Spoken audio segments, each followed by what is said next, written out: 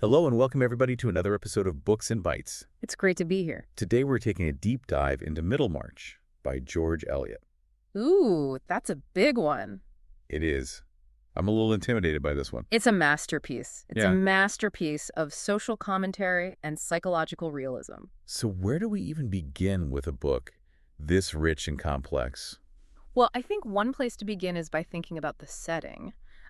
It offers a glimpse into provincial English life in the 1830s, a time of great change and upheaval. Oh, so like the Industrial Revolution. Exactly. And while the novel is packed with characters and subplots, there are a few key themes that weave everything together. Okay. Love and marriage, ambition and social status, moral choices and their consequences, Right. the role of women, and the tension between intellectual pursuits and practical life. Okay, so even though Middlemarch is set in a specific time and place, it grapples with these universal questions that are still relevant today. Absolutely. I mean, who hasn't felt that pull between what they want to do and what society expects of them, right? Exactly, and Eliot explores these tensions through the lives of her characters, each of whom is trying to navigate the complexities of their world and make choices that will shape their destinies. Okay. So we have Dorothea Brooke, Okay. a young woman with a burning desire for intellectual fulfillment and a yearning to make a difference. Okay. She's initially drawn to Edward Casaubon, an older scholar, Right. believing that marriage to him will be her path to a life of purpose. But that doesn't exactly go according to plan, does it? I remember that passage where Dorothea reflects on her desire for something more than a girlish instruction, Right. comparable to the nibblings and judgments of a discursive mouse. Yeah, she wants more. She's clearly searching for something deeper. But her naivete about marriage and her idealized view of Casaubon kind of lead her down a rather difficult path. Yeah, Dorothea's marriage to Casaubon becomes a source of immense disillusionment. Yeah. He's cold, he's distant, and he's more interested in his own scholarly pursuits than in connecting with her emotionally. Right. This leads to a sense of isolation and frustration for Dorothea, who finds herself trapped in a loveless and intellectually stifling marriage. And it's interesting how her story intersects with that of Tertius Lydgate, the ambitious young doctor who comes to Middlemarch hoping to revolutionize medical practices. He does. He's driven by a desire to make a difference, but he faces challenges that are both personal and professional. Yeah. Lydgate's idealism and belief in scientific progress are admirable, but he's also a bit naive about the realities of provincial life.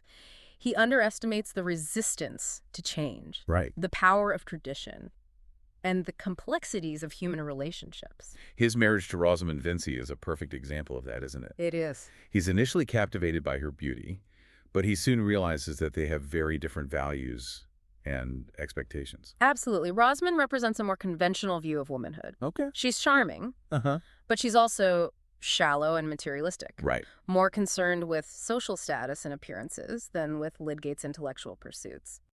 Their marriage becomes a source of conflict and disappointment, highlighting the challenges of bridging the gap between different worldviews and aspirations. And then there's Fred Vincy, Yeah. Rosamund's brother, Right. who initially seems like a rather frivolous character, always getting into scrapes and struggling to find a direction in life. Yeah.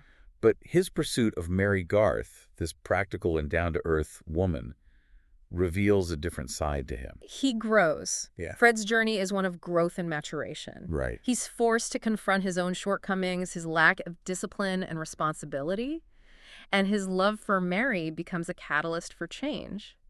He eventually finds a path that aligns with his talents Okay. and brings him genuine satisfaction. So we have these three very different characters, Dorothea, Lydgate, and Fred, Yes. each grappling with love, ambition, and the challenges of finding their place in a changing world.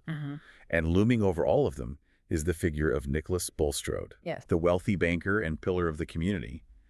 He presents this image of piety and respectability, but he's hiding a rather dark secret from his past. Bulstrode embodies the hypocrisy that Eliot so skillfully exposes in Middlemarch society. Right. He's built his reputation on moral righteousness, but his past actions reveal a different story. Yeah. This tension between appearance and reality, Uh-huh. between public persona and private transgressions, Yeah. drives much of the novel's plot. And it's not just Bulstrode. Right. You see this theme of hidden lives and unspoken truths playing out in other characters as well. Even Dorothea, with her idealism and yearning for transparency, finds herself caught in a web of secrecy and deception. It's like Eliot is suggesting that no one is entirely who they seem to be, Right. and that even the most well-intentioned individuals can be compromised by their past or their desires. Exactly. And this complexity is what makes Middlemarch so compelling. We're constantly being challenged to look beyond the surface, Right. to question our assumptions about the characters and their motivations. It's also fascinating how Eliot uses the setting of Middlemarch itself to reflect these larger themes. Yeah. It's not just a backdrop. It's a character in its own right, Absolutely. with its own social hierarchies, gossip mills, and political machinations. Middlemarch becomes this microcosm of English society, Right. a place where personal ambitions and social pressures collide. Eliot shows us how the lives of individuals are intertwined, Yeah. how their choices and actions have ripple effects throughout the community. And that sense of interconnectedness is heightened by the arrival of Will Ladislaw, Casaubon's young cousin. He's this charismatic and somewhat rebellious figure He is. who represents a more progressive artistic sensibility. His presence in Middlemarch stirs things up, both for Dorothea and for the town as a whole. Will embodies the forces of change that were sweeping through England at the time. Right. He challenges the status quo, he questions traditional values, and he becomes a catalyst for both personal and societal transformation. And his relationship with Dorothea is particularly interesting, isn't it? Very much so. They're clearly drawn to each other, but their connection is complicated by their circumstances and by the social conventions of their time. Yes, their relationship represents one of the central tensions in the novel, the conflict between individual desires and societal expectations. Yeah. Dorothea is attracted to Will's passion, his intellectual curiosity, and his willingness to challenge convention. But she's also aware of the potential scandal the relationship could cause, and she struggles to reconcile her feelings with her sense of duty and propriety. It's like that famous passage where Eliot describes the complexities of human relationships. Right. We are all of us born in moral stupidity. Yeah. Taking the world as an udder to feed our supreme selves, she's saying that we're all inherently self-centered. Yes. But that true growth comes from recognizing our limitations and striving to connect with others on a deeper level. That's such a brilliant insight, and it speaks to the heart of what Middlemarch is all about. Yeah. It's a novel about human foibles and aspirations, about the messy realities of love, ambition, and the search for meaning in a world that's constantly changing. So for our listener, imagine this tapestry of interconnected lives unfolding against the backdrop of a provincial town on the cusp of transformation. Okay. We have Dorothea, trapped in a loveless marriage, yearning for intellectual fulfillment and a sense of purpose. Lydgate, the ambitious doctor, struggling to reconcile his ideals with the realities of his profession and his marriage. Fred, the charming but wayward young man, trying to find a path that will lead him to both love and success. Bulstrode, the seemingly righteous figure, haunted by his past and facing a reckoning that will shake the foundations of Middlemarch society. And Will Ladislaw, the charismatic outsider, challenging conventions and stirring the hearts of those around him. It's a lot to take in. But that's the beauty of Middlemarch. It's a novel that rewards close reading and reflection. Each time you revisit it, you discover new layers of meaning, new insights into the complexities of human experience. And that's what we're here to do, right? To delve into these complexities and uncover the richness of Eliot's world. Exactly. And I think the best way to do that is to follow the journey of these characters as their lives intertwine and their choices lead them down paths that are both unexpected and illuminating. So let's pick up the story where we left off. Okay. Dorothea, disillusioned with her marriage to Casaubon, is beginning to recognize the depth of her incompatibility with her husband. Lydgate, having married Rosamond, is starting to see the cracks in their relationship and the challenges of bringing his progressive ideas to a conservative community. Fred, still struggling to find his footing, is drawn more and more to Mary Garth's practicality and strength of character. And Bulstrode, his secrets weighing heavily on him, is about to face a crisis that will expose his hypocrisy and have far-reaching consequences for everyone in Middlemarch. It's a moment of great anticipation. Yeah. A turning point where the lives of these characters will be forever altered. And it's through these trials and transformations that Eliot reveals the profound truths about human nature and the enduring power of hope, resilience, and the search for connection in a world that can often feel both beautiful and heartbreaking. It's getting good. It is. We're going to have to leave it there for today, but we'll pick back up in the next episode with the next part of our deep dive. I can't wait. I'm looking forward to it. Thanks, everybody, for listening. As we, get deeper into Middlemarch, you start to see the intricate web that Eliot weaves, Right. connecting these, characters' personal journeys with the broader social and political landscape of their time. Okay. It's like watching a tapestry unfold where each thread represents, a life, a choice, a consequence, all interwoven to create this really vibrant and complex picture of human existence. I like that. That's a great analogy. Yeah. I think it's particularly relevant when we think about the arrival of John Raffles. Oh, yeah. This shady figure from Bulstrode's past. Right. He's like a catalyst, setting off this chain reaction that exposes all these hidden truths and forces all these characters to confront their deepest fears and desires. Raffles, he embodies that kind of disruptive force of the past. Like the way that our past actions can come back to haunt us. Yeah. He represents the underbelly of Middlemarch society, the secrets, the scandals that kind of lurk beneath the surface of respectability. And Bulstrode, with his carefully constructed image of piety and virtue, is terrified of being exposed. His desperation to kind of silence Raffles leads him down this path of moral compromise. Yeah. To his downfall. Yeah, to his downfall. It's a classic example of how Eliot explores the theme of moral choices and consequences. Bulstrode's actions, driven by fear and self-preservation, they have this ripple effect throughout Middlemarch. Yeah. Impacting not only his own life, but also the lives of everyone around him. And we see this most clearly in Lydgate's story. Right. Remember, he's been working tirelessly to establish a new hospital. Yeah. A symbol of his kind of progressive vision for medicine. But Bulstrode's financial support, which was crucial for this project, is now withdrawn. Yeah. Leaving Lydgate in a very precarious position. It's a cruel twist of fate, isn't it? Yeah. Lydgate, who represents this hope for a more enlightened future, finds himself entangled in the consequences of Bulstrode's past sins. Right. And his own pride. Yeah. His refusal to compromise his ideals makes it even harder for him to navigate this difficult situation. And Rosamond, with her focus on social status and material comfort, is of little help. No. She's more concerned with maintaining appearances than with understanding her husband's dreams and struggles. Yeah. Their marriage, which began with, a spark of romantic attraction, has devolved into this battle of wills and a source of mutual resentment. Eliot is so insightful in depicting the ways in which, mismatched expectations and unspoken resentments can erode a relationship. Right. Lydgate yearns for a partner Yeah. who shares his intellectual curiosity and his passion for his work. Right. But Rosamond remains fixated on those, superficial aspects of life, Yeah. unable to grasp the depth of his aspirations. Meanwhile, Dorothea, Right. who has inherited Bulstrode's estate, Yeah. is also grappling with the fallout of his disgrace. Yeah. She's faced with a very difficult decision, Yeah. what to do with the living that's attached to the estate. This is where we see Dorothea's moral compass truly shine. Okay. She could easily choose the path of least resistance, Right. but instead she decides to offer the living to Mr. Fairbrother, Okay. a man who, despite his flaws, Yeah. represents, I think, a more compassionate and genuine form of religious leadership. It's a bold move, Yeah. and it goes against the wishes of many in Middlemarch, Yeah. including Sir James Chettam, Right. who has always harbored feelings for Dorothea, Yes. but she's determined to do what she believes is right, even if it means defying societal expectations. It's a pivotal moment for Dorothea. Okay. A sign of her growing independence and her willingness to act on her own convictions. Right.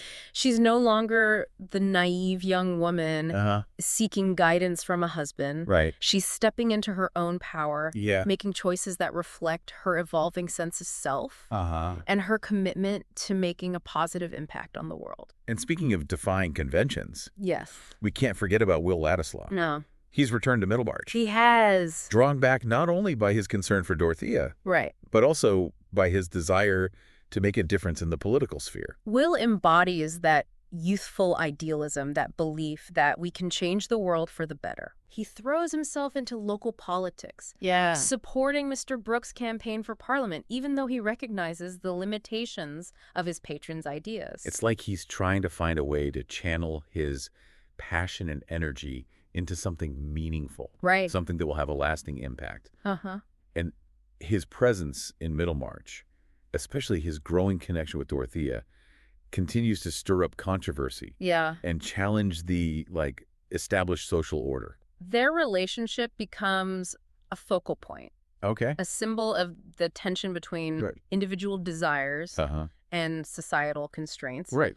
Eliot doesn't shy away from depicting the intensity of their attraction, Yeah. intellectual and emotional bond that draws them together. Right. But she also acknowledges the obstacles they face, Yeah. the social stigma Uh-huh. and potential scandal that threaten to derail their happiness. It's like that famous line from the novel. Right. The strongest principle of growth lies in human choice. Yeah. Eliot is suggesting that we have the power to shape our own destinies, but that those choices Right. often come with consequences, both personal and societal. And those consequences can be particularly acute for women in Victorian England. Right. We see this not only in Dorothea's story, Yeah. but also in the contrasting experiences of Rosamond and Mary Garth Rosamond Right. with her limited options. Yeah. And her focus on social advancement finds herself trapped in a marriage that offers her little fulfillment. Right. Mary, on the other hand, with her practicality Yeah. and her strong sense of self, Right. chooses a path that brings her both love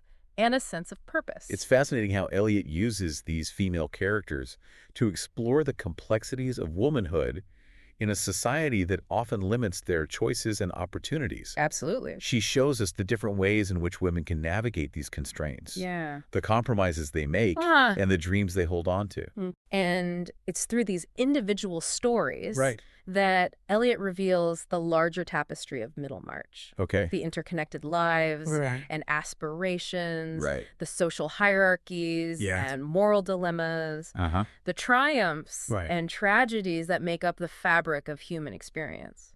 It's like she's saying that even though we're all individuals, Yeah.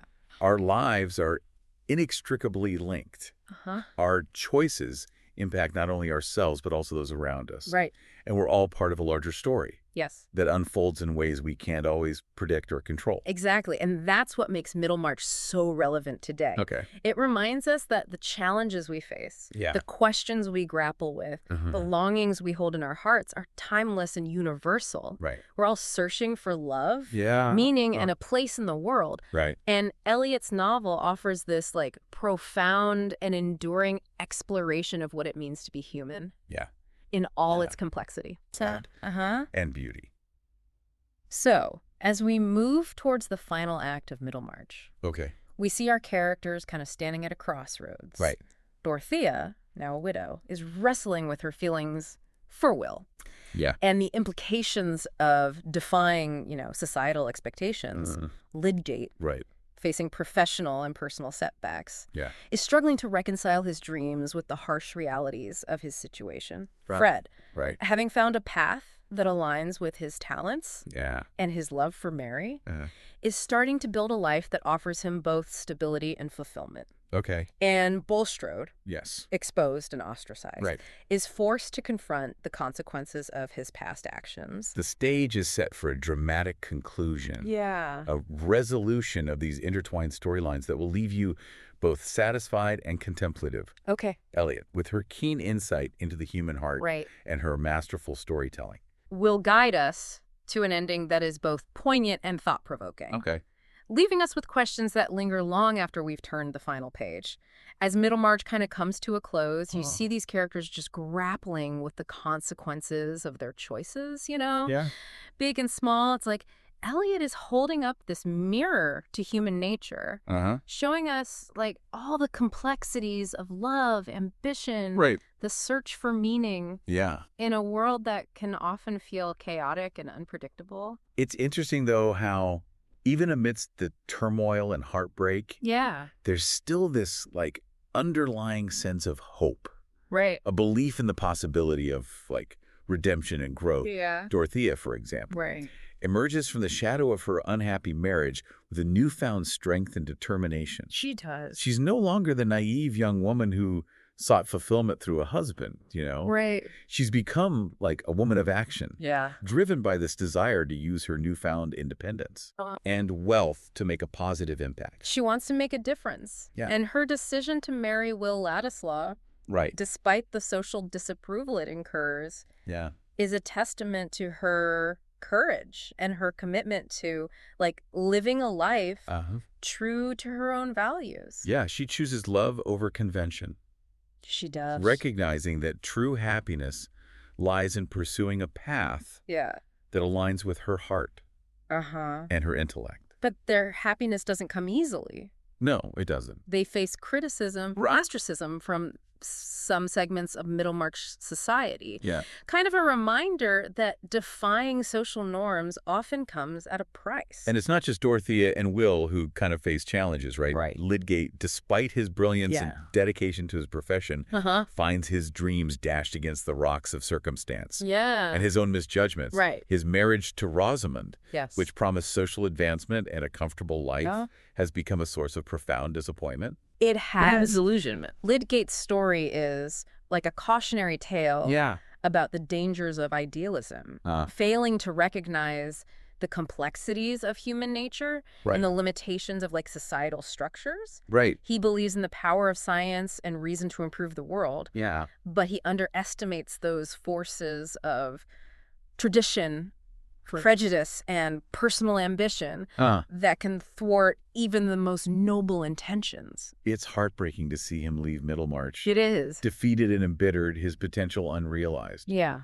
And Rosamond, though she softens somewhat towards the end, Right. never fully grasps the depth of his aspirations or the sacrifices he's made. Their story really highlights that tragedy of miscommunication, Yeah. of two people just bound together by circumstance, but unable to bridge the gap Right. between their different worldviews and desires. It's a reminder that love alone is not enough to sustain a relationship, that shared values and a deep understanding of each other's needs are essential for a truly fulfilling partnership. And what about Fred Vincy? Yeah. He's the one character who seems to find like a balance between his aspirations and the realities of his world. He starts off as this like rather irresponsible young man, always getting into scrapes, struggling to find a direction. But his love for Mary Garth, with her practicality and her unwavering moral compass, becomes a catalyst for growth. It does. Yeah. Fred's journey is one of transformation and redemption. Okay. He learns the value of hard work, responsibility, commitment, and he finds a path that aligns with his talents. Okay. That brings him both personal satisfaction and the respect of his community. It's like Eliot is showing us that. Like, true happiness doesn't always lie in grand ambitions or dramatic gestures, but in the quiet fulfillment of finding a place where we belong. Where our contributions are valued. Where we can share our lives with those we love. And that sense of belonging. Right. Of finding our place within, like, the larger web of human connection is ultimately what Middlemarch is all about. Okay. Eliot reminds us that we're all part of something larger than ourselves. That our lives are intertwined in ways we can't always, like, see or understand. It's a novel that stays with you. It does. Long after you've finished reading it, prompting you to reflect on your own choices, your own relationships, your own place in the world. It's a masterpiece of social commentary and psychological realism. But it's also this, like, deeply moving and ultimately hopeful exploration of the human spirit's capacity for love, resilience, and growth. So as we wrap up our deep dive into Middlemarch, I encourage you to revisit this rich and complex novel, to savor its language, to delve into the hearts and minds of its characters, and to discover the timeless truths it holds about the complexities of human experience. Absolutely. It's a book that will challenge you, it will inspire you, and leave you with a profound appreciation for the enduring power of storytelling. To illuminate the depths of our shared humanity. I couldn't have said it better myself. Thanks, everybody, for listening.